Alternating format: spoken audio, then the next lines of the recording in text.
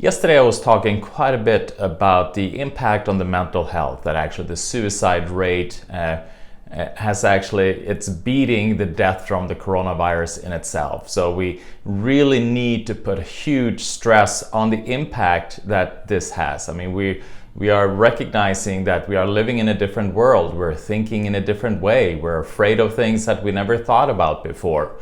You know, we walk into the grocery store and all of a sudden we see all these masks everywhere. You see people jogging outside with masks, and it just feels strange, you know, when you're out there. I had a little child in here yesterday, and you could just see the fear in her eyes, you know, when she was seeing people with masks, and it's really scary. I mean, facial expressions, you know, when you smile or when you're sad or angry. I mean, the mouth, you know, it plays a huge role in how we communicate.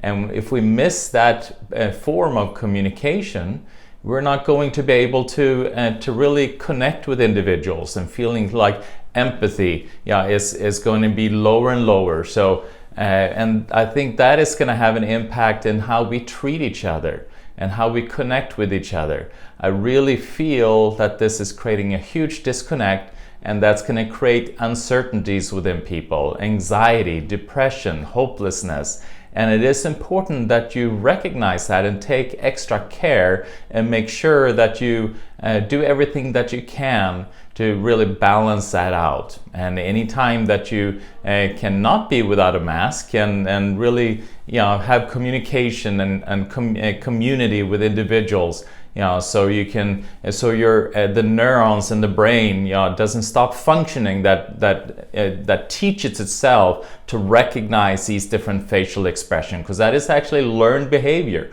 And it's not something that we do consciously, it's something that we do subconsciously, which means that we can then subconsciously also lose that ability, because the body, anytime we have a function that we're not using, that function deteriorates. It's like a muscle. You know, if you have surgery on the knee and you don't use that leg for a while, those muscles are going to start to break down. And the body, there's no need for the body to maintain that muscle, use energy and resources to maintain something that is not functioning.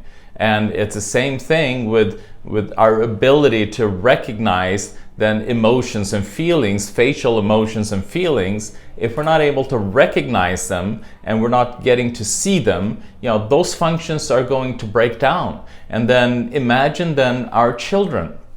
They are in their developing years. So this is when their brain is learning the most.